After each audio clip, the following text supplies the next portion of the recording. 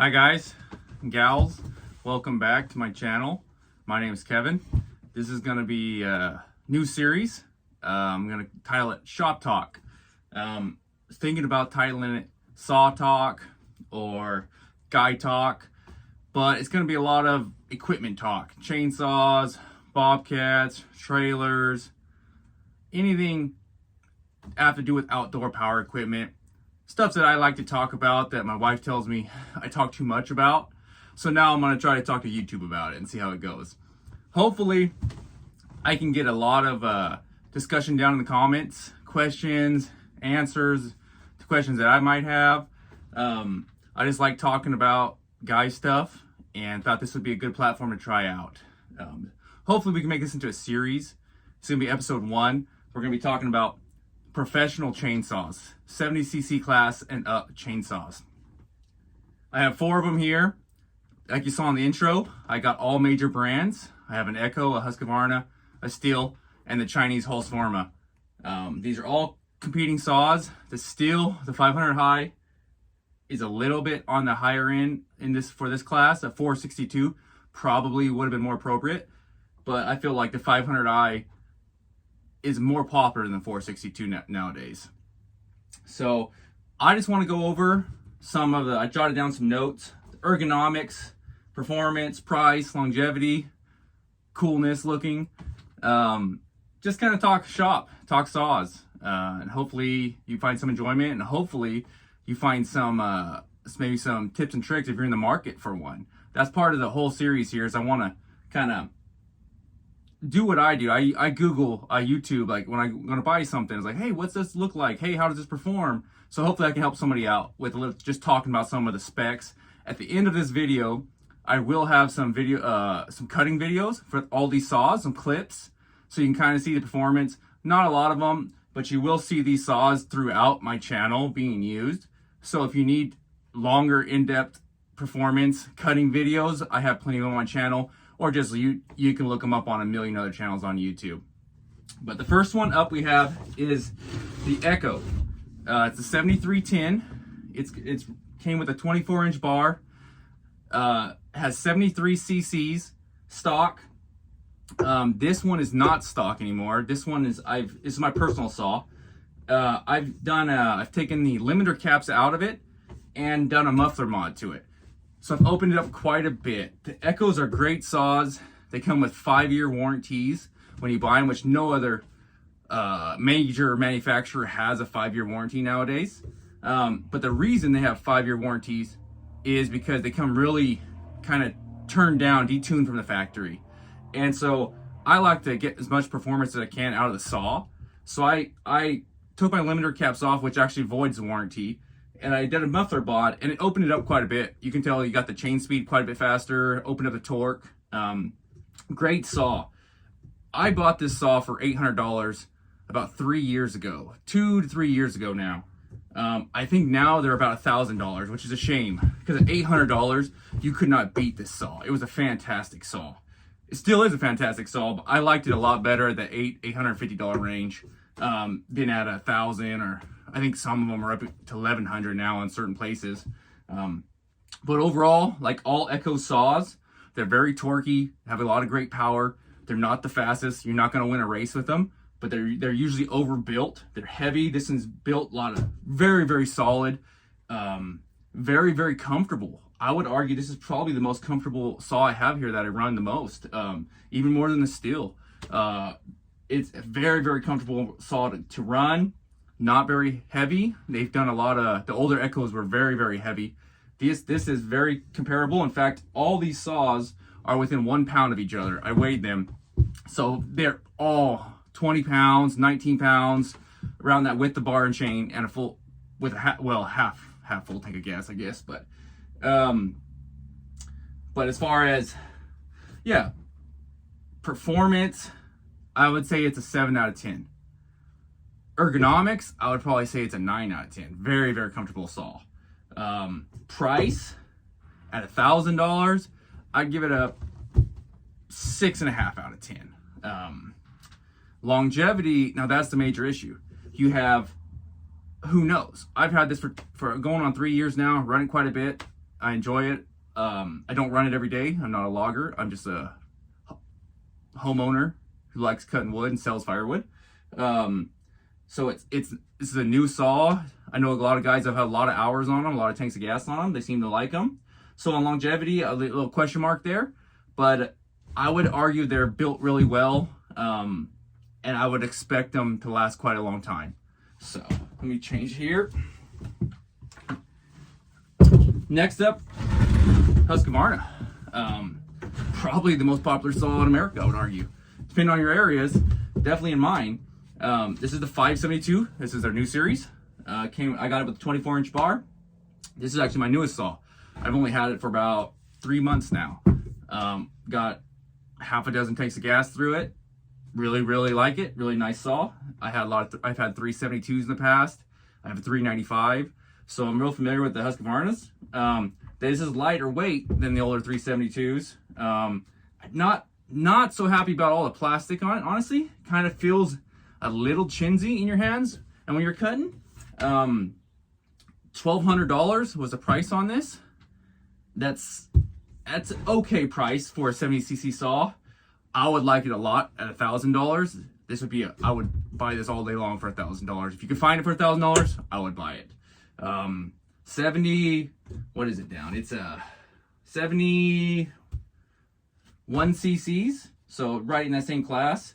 The thing really made me mad on it is the dogs. It comes with one set of dogs, not two like most saws come with, and they're very small. It's for a professional 70cc saw. Most come with a really nice dog. These really disappointed in that. It feels a little chinsy. I know they're trying to skimp on weight and use more plastic, use more, I guess it's magnesium, lightweight material.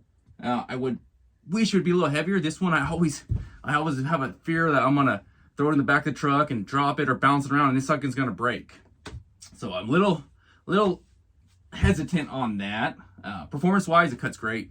Cuts fantastic right out of the box. Performance, I'd give it a good solid 8 out of 10. Cuts great. Ergonomics, like I said, feels kind of chinsy. Get a little bit of vibration. I'd say that's more like a 5 or 6 out of 10. Price, 5 or 6 out of 10 also. $1,200 is quite a bit for the saw. $1,000 is more realistic, I would think. With some of the basic features like the dogs missing, just a lot of plastic. Nowadays, I know that's a common thing. Longevity, big question mark also. This has the electronic carburetor, the automatic adjusting carburetor. That's a new feature. Who knows how long this is gonna last? Who knows how? I know guys that swear by them, and I know guys that hate them. I haven't had any problems with it. This all's running good, but 5 years from now, I hope it's still running good, and time will just tell on that. But overall, I forgot on the Echo. I said overall, the Echo would probably average a 7 out of 10. This thing I would think would be right around that 7 out of 10. There's good features, bad features on both. The Echo has a little better price point. That's what, and very, very comfortable to run. This is a great saw out of the box, but it could be better. It definitely could be better. I wish they would have done a few more features. And I think they kind of left it the way it was because they had the 592 coming out, and they knew that was going to be a bigger, badder saw. And so they didn't, this was kind of like the cheaper version of that almost. So.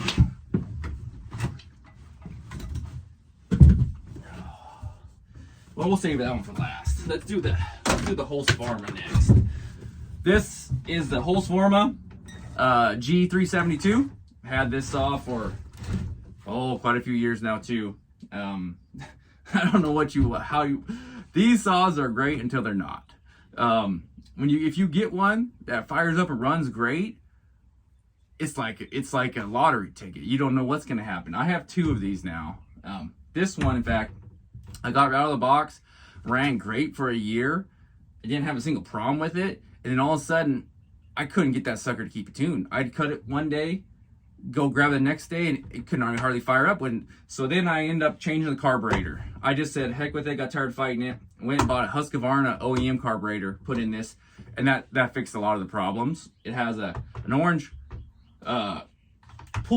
pull case on it because the original one broke, the blue one, so that's already broke. I've cracked some plastic. This was a $350 saw when I bought it with the bar and chain. I think they're about $400 now. But for that price point, I bought it for a beater. Where I'm going somewhere, throw it in the back of the truck. If I need a saw, I have an emergency saw. If I'm cutting really nasty, dirty stumps or something like that. It was just a beater saw. That's why I originally got it. I watched a lot of reviews on YouTube. Some guys liked them, said, hey, they're good saws. And I would say they're good for $400. But don't expect this to be $1,000 saw. It's a different class in quality and longevity. But if you need a beater saw that you're going to use a couple times a year for dirty projects, or you want to keep outside in the barn, you don't care about it, throw it on the back of a four-wheeler when you're going through the woods. If it falls off, you don't care. These Husqvarnas are good. Their carburetors are garbage. The Chinese carburetors are absolute garbage. So if you buy one, or if you have one, I would highly recommend putting an OEM, whether it's a Stihl OEM or a Husqvarna Stihl OEM carburetor. Make some whole new machines. After I did that, this thing fires up every time consistently, just like it was a Husky. It cuts really good. Comes with nice big dogs out of the box. Has really good power.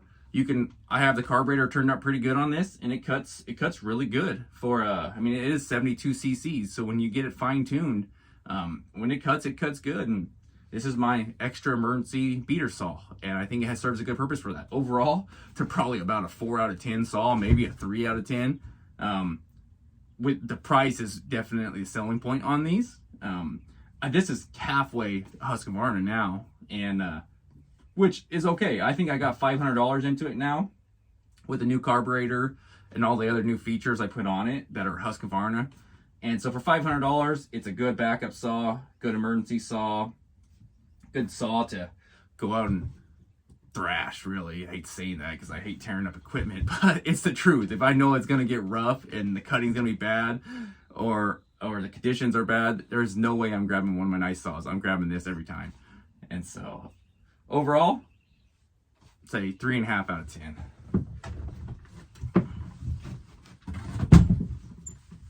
The main event, the Stihl 500i.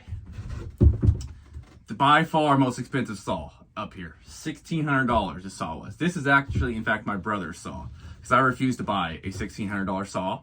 That's not, well, actually ever. I don't think I refused to buy one ever. I was going to say that's not 100 plus cc's, but I've never, and I don't think I ever will, buy a $1,600 saw. This came with a 25-inch bar.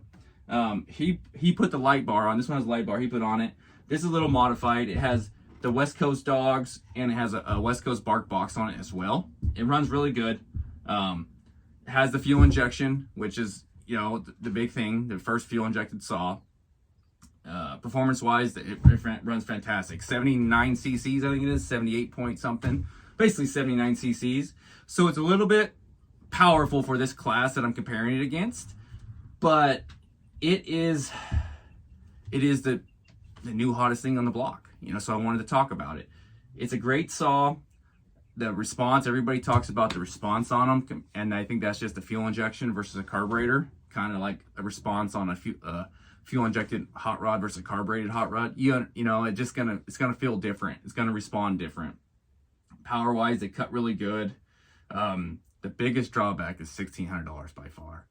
I can make a huge argument about buying two different saws.